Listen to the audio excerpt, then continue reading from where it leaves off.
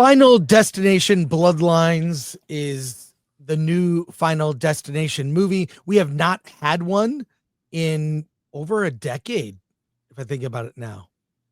You know the premise. You see a scene at the beginning of the film where everyone dies and they were supposed to die, but they didn't. And then death comes after them in some Rube Goldberg like mousetrap where people are killed off in funny ways. And I'll say the Final Destination series did for log trucks that carry logs what Jaws did for the ocean. You will never drive behind one anymore. And just in the way that you don't like to go swim in the ocean because of sharks. Anyways, I screwed that one up. This movie focuses on a family that is where death is trying to capture the family. We meet a young woman and her fiance in the late 60s, and they go to a restaurant, a beautiful restaurant in the sky. It's big, the Sky Tower restaurant. It's opening day, and they are opening it 5 months early. Well, we see horrific events occur. She survives, but what about her children and their children? And this grapples with the fact that not only were the people that were in that tower, they should have died, but the children of those people should never have existed. And death is after all of them. 69. The lead character is Stephanie, played by Caitlin Santa-Juana. She is a concerned, she has a brother, her dad, her mother is estranged, and they don't really like to talk about crazy grandma Iris, who just disappeared. She's been cut off from the family. But when Stephanie continues to have this recurring nightmare about this tragedy in the Sky Tower involving her grandmother, she seeks out her grandmother, who begins to tell her how she evaded death. And what do you think happens? And then we see one by one. This is how all the Final Destination movies go. I won't be specific, but one by one, people meet gruesome and hilarious deaths. Now, I believe it was Alfred Hitchcock who said that there are only two types of scares.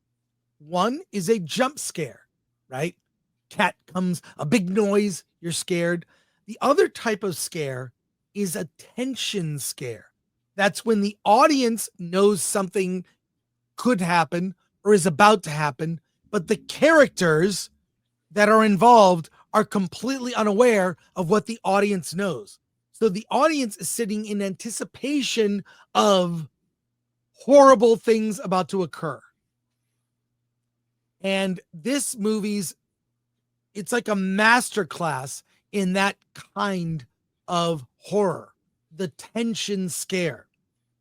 There are some really great performances. Richard Harmon plays a guy named Eric Campbell, he's like this cliche. He's covered in tattoos and piercings. He's a tattoo artist. He's very funny in this role. And he's unrelated to the family. That doesn't necessarily mean he's off the hook. Tony Todd, I saw this movie twice. Tony Todd has a scene in the movie. He's got so much gravitas. And both times I saw this film, audience erupted in applause. He's really great. He plays a surprise character. And I got to say, I will really miss Tony Todd. So many iconic roles in Night of the Living Dead, as Ben, in so many other things, Candyman. I mean, Tony Todd in anything is an improvement. And he's great here. And I don't know if this is his final performance, but wow, he was great. A brief but amazing scene. So I got to say, I'm not really familiar with a lot of the other actors in this film, but I think they all did really well. it's one of those things where I don't want to ruin any of the surprise deaths because they are horrifying, but also funny because you don't see it coming. Also, stay to the end. Stay to the end. That's all I'll say. So I got to say, this is, I'm trying to remember all the Final Destination movies, but this to me is my favorite because it really it knows what it is. And I'll just say from a ambitiousness standpoint, they really go all out from the opening scene to a barbecue to the events that follow to a scene in a hospital that is horrifying to a scene that makes you want Reese's peanut butter cups. So I'll just say amazing. 8 out of 10 for me. Super fun. See it with a packed audience. You will have a great time. And you don't need to see any of the other Final Destination movies. Just you get the premise very, very simply. So go into it, open mind. Death will come for you.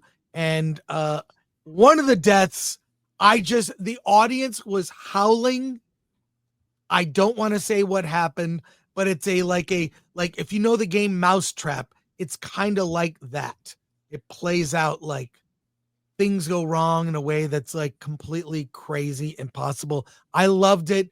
I may go see it again because seeing it with an audience is half the fun. Strong recommend for Final Destination Bloodlines.